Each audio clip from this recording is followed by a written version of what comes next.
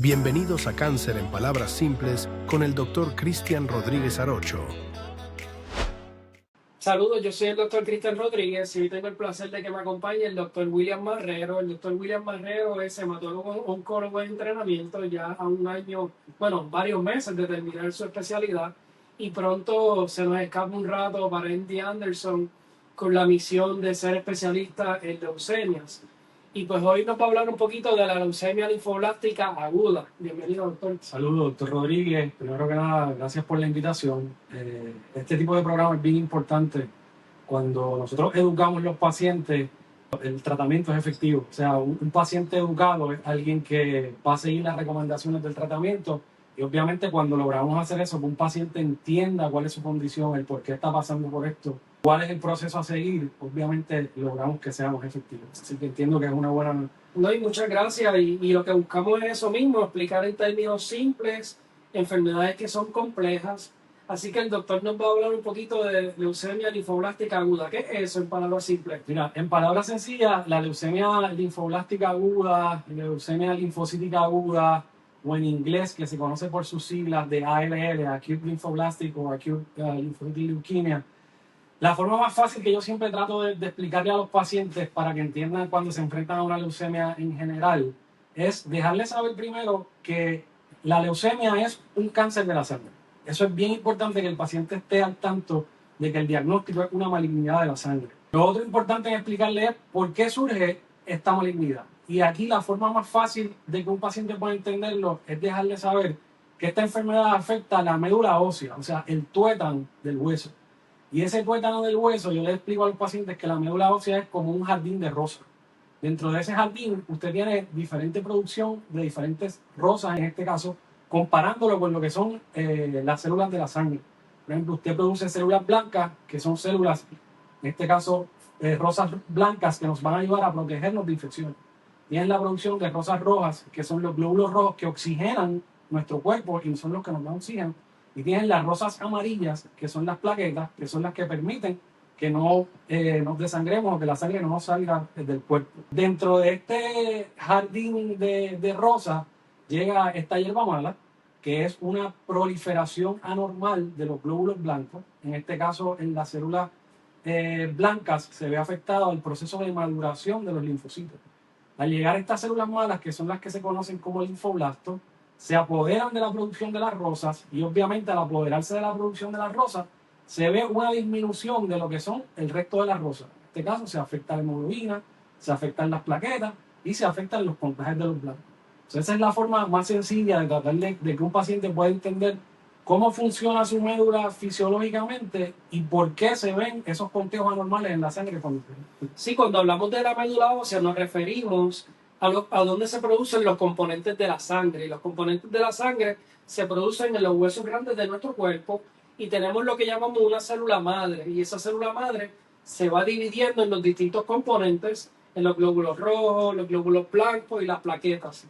Entonces, cuando ocurre un arresto, ¿verdad?, que esa célula deja de dividirse, eso es lo que llamamos una leucemia aguda, y eso va al ejemplo que el doctor nos trae. Correcto, existe ese arresto donde esa célula inmadura comienza a proliferar o a producirse en demasía comparado con las otras células, y esto es lo que produce todo el cuadro clínico de estos pacientes. Es una proliferación anormal que, al ser aguda, es algo que puede surgir en cualquier momento y es algo que ocurre rápido, y al ser algo rápido es algo agresivo que a su vez necesita terapia agresiva. ¿Y cómo un paciente o un médico podría sospechar una leucemia aguda? Eso es una pregunta bien importante, porque muchas veces tenemos pacientes que vienen con unos conteos ya en un CBC. Por ejemplo, a usted le realizan un CBC mensual, cada 3 meses, las veces que usted visita el médico, y si usted ve que existe un patrón donde hay una anomalía en lo que es el diferencial de esas células blancas, en esos linfocitos mayormente,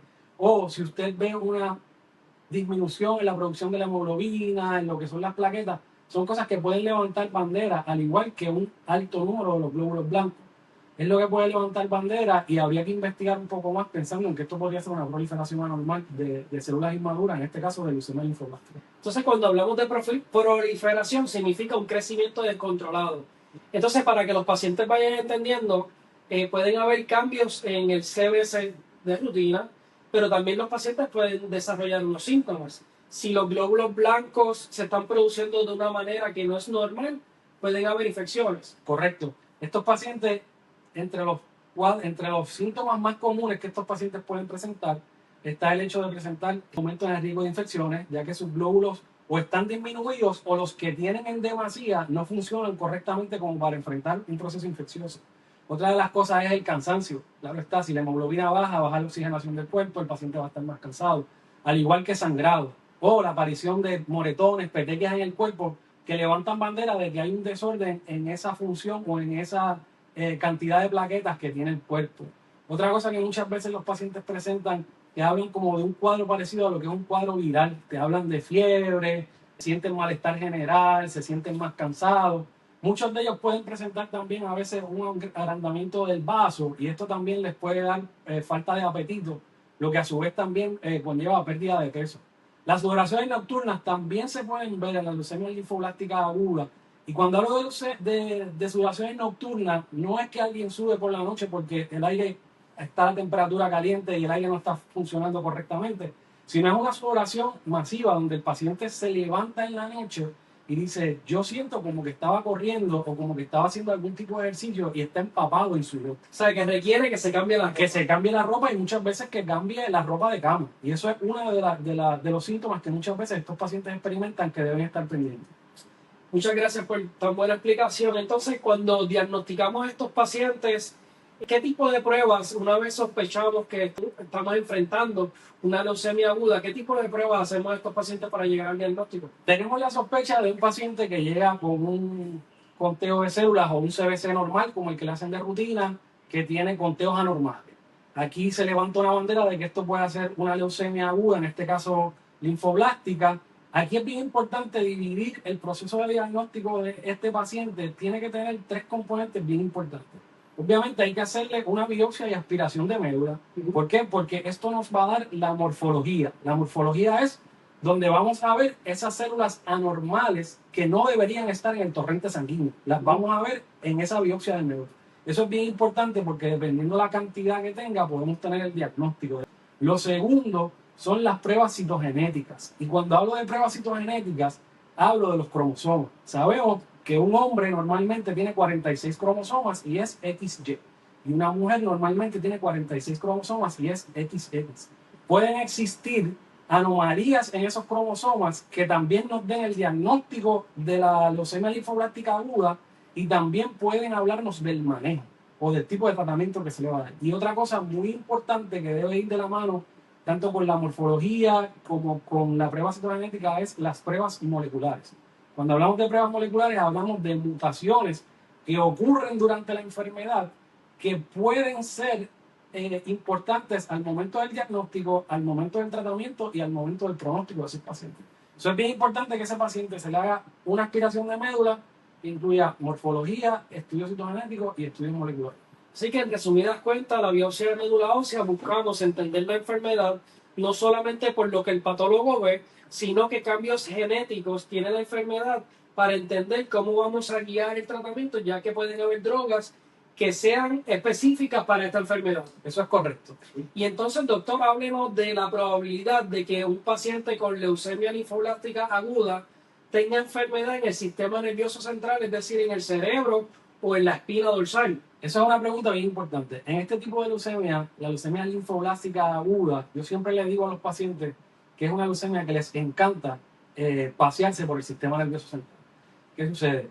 Estos pacientes, cuando se hace el diagnóstico con una biopsia de médula, tenemos lo que llamamos morfología, citogenética y los marcadores moleculares que nos dan el diagnóstico. Es importante hacerle a este paciente una punción lumbar para extraer ese líquido cefalorraquídeo. Una punción lumbar consiste en la parte de lo que es la columna vertebral, en los espacios, entrar a ese canal, buscar el líquido cefalorraquídeo que hace y analizarlo para ver si ese líquido contiene células anormales o células que pertenecen a la leucemia.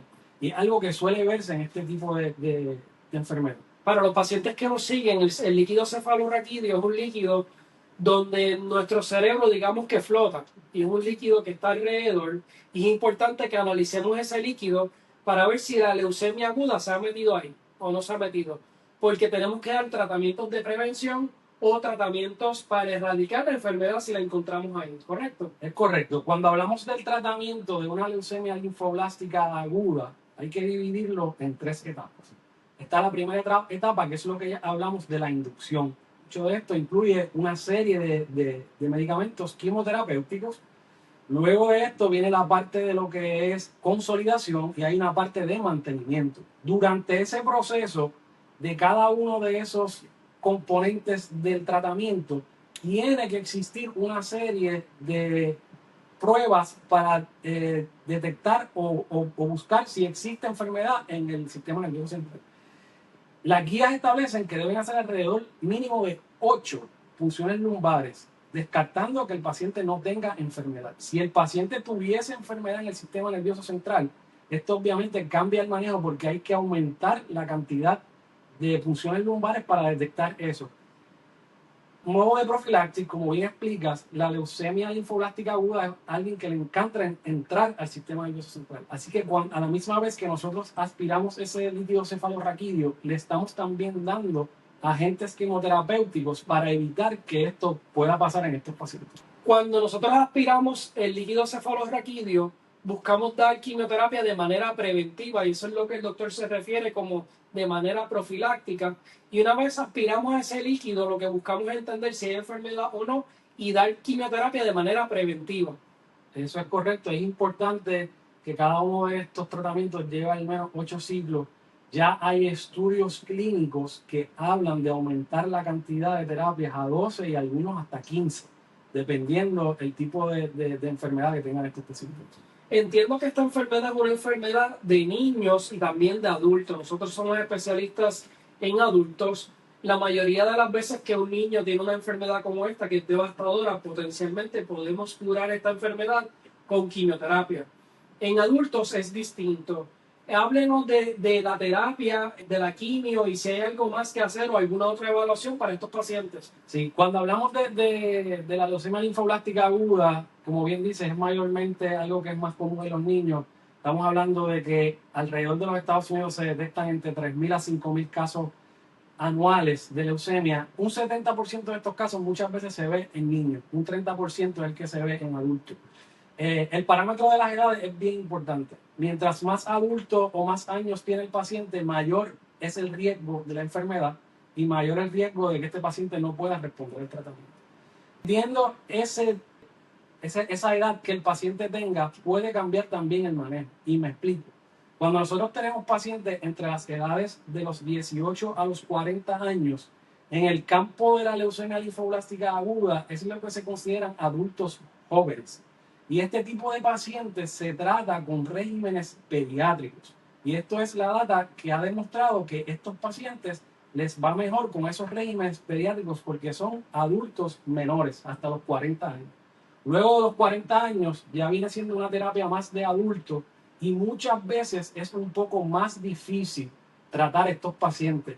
Pero con los nuevos cambios y adelantos que existen, específicamente muchas terapias que se están comenzando a utilizar en estudios y ensayos clínicos en primera línea, estos pacientes les va mucho mejor. En la década del 80, en la década del 90, cuando hablábamos de leucemia linfoblástica aguda, era un diagnóstico prácticamente mortal. 30% de estos pacientes a los 5 años eran los que podrían sobrevivir y a veces mucho menos. Ya con los adelantos que existen, las nuevas terapias, estamos hablando de un 60-70% actualmente de estos pacientes pueden tener una supervivencia global. O sea que ha habido muchos adelantos en términos de la sobrevida de estos pacientes. ¿Y me puedes hablar un poquito más del rol de trasplante de médula ósea en esta enfermedad? Todo paciente con un diagnóstico de leucemia linfoblástica aguda, adulto, debe ser referido a un centro de trasplante desde el primer momento. El trasplantólogo o el especialista en trasplante a quien le toca evaluar a ese paciente y demostrar si ese paciente es candidato a un trasplante y qué tipo de trasplante puede llevar este paciente. Importante, usted tiene un paciente que lo ataca con la quimioterapia. Si este paciente en esos primeros 4 meses usted no logra controlar esta enfermedad, el pronóstico de ese paciente es pobre y ese paciente necesita una evaluación de trasplante. Así que es bien importante que tanto el especialista de leucemia como el especialista de trasplante trabajen de la mano para que el beneficio del paciente sea el mejor, que desde el momento uno que ese paciente es diagnosticado sea evaluado por el trasplantólogo y el trasplantólogo pueda determinar el momento correcto para trasplantarlo. Otra cosa bien importante es, si el paciente, como te dije, falló a esas primeras líneas, tiene que ser candidato al trasplante. Si luego de esa primera línea de terapia ya la tecnología ha aumentado tanto, porque como bien le expliqué al principio, le hablé de morfología, le hablé de citogenética y le hablé de marcadores moleculares, ya la ciencia ha avanzado tanto que no solo por la morfología y estas pruebas, nosotros podemos decir que el paciente está libre de enfermedad. ¿Por qué? Porque existe lo que se llama pruebas de enfermedad residual mínima. Y son pruebas que pueden detectar a niveles bajos células que queden en el cuerpo. Hay pruebas que pueden detectar 1 en 1 millón de células. Estamos hablando de que usted le hace una médula a ese paciente y usted no ve células inmaduras o células de leucemia en ese paciente. Sin embargo, usted le corre ese laboratorio para enfermedad residual mínima y ese paciente da positivo. La probabilidad de que ese paciente vuelva a desarrollar la enfermedad es bien alta porque esas células están en el torrente sanguíneo, están dentro de la médula y esas células van a proliferar en algún momento. Ese paciente es un paciente que también debe ir a trasplante de médula ósea. Sí, en palabras simples es como buscar una aguja o un pajar. Es un proceso donde puede detectar una célula en 1 millón y el mero hecho de detectar una célula en 1 millón aumenta la probabilidad de que la enfermedad vuelva y entonces ese paciente debería ser evaluado para un trasplante de médula ósea. Eso es correcto. Entonces, doctor, háblenos un poco de los avances y la terapia celular en este tipo de enfermedad. En los últimos años, del 2000 para acá, ha comenzado un adelanto en la ciencia. Como te dije, hace muchos años atrás, estos pacientes eran sentenciados muchas veces a la muerte. Inclusive, cuando yo empecé mi proceso de entrenamiento y le decía a algunas personas que iba a hacer leucemia, me decían, tú no vas a tener pacientes porque la mayoría de los pacientes se van a morir. Y esa es la mentalidad de la mayoría de muchos hematoncólogos todavía en el país, que piensan que esto es una enfermedad mortal cuando no es la realidad actualmente. Antes existen adelantos en la ciencia, estos pacientes pueden beneficiarse de terapia, lo que se llama BiTE o dual, donde hay un tipo de medicamento que ataca unos marcadores específicos de la célula. Al igual que las terapias de células de CAR-T, como tú bien mencionas, hay 2 aprobadas, una de ellas para pacientes menores de 26 años y otra para pacientes mayores de 26 años. Estas son terapias que se usan ya en varias líneas de terapia. Hay estudios clínicos y ensayos clínicos trabajándose que demuestran que el adelantar estas líneas de estos tratamientos a líneas de terapias tempranas, el pronóstico de estos pacientes es mejor. Y ya hay ensayos clínicos trabajándose para poder traer tanto los medicamentos BiTE como los CAR-T antes de que el paciente recaiga o que la quimio no sea efectiva en él. Sí, como nos menciona el doctor, hoy día la terapia celular juega un papel bien importante en esta enfermedad y recientemente aprueban la terapia celular de BiTEs en primera línea en ciertos pacientes que tienen ALL. Correcto. Ahora mismo existe un medicamento que cuando se aprobó en el 2010, que era el blinatumomab, se aprueba como tratamiento en pacientes con enfermedad residual mínima, que son los que le encuentran una célula en 1 millón, o en pacientes que no habían respondido a la quimioterapia de primera línea. Hoy día la terapia celular biespecífica está indicado en primera línea en cierta población de pacientes con ALL. Así que yo creo que los avances han sido significativos, es bien importante que los pacientes estén orientados y pues resumiendo lo que nos habla el doctor, es una enfermedad que puede presentar el paciente con sangrado, con falta de aire, con infecciones recurrentes. El diagnóstico requiere una biopsia de médula ósea, requiere unas punciones lumbares para detectar si hay enfermedad o no en el sistema nervioso central y requiere una evaluación para terapia celular en primera línea. Doctor, háblenos de algún tipo de investigación que está ocurriendo en Puerto Rico. En Puerto Rico ya tenemos ensayos clínicos de medicamentos de terapia celular, específicamente en el Hospital Municipal de San Juan. Tenemos estudios y ensayos clínicos donde estamos usando estas líneas de terapia en primera línea en estos pacientes. Estos son estudios que se corren a nivel de los Estados Unidos y ya en Puerto Rico estamos comenzando a traerlos. Es un adelanto significativo para nuestra población, para nuestros pacientes que muchas veces no cuentan con los recursos de poder irse a un centro grande a los Estados Unidos, pues ya en Puerto Rico le estamos proveyendo esos tratamientos a nuestros pacientes. Pues agradecemos al doctor Marrero por la oportunidad de hablar con nosotros y para más información se pueden comunicar a los emails.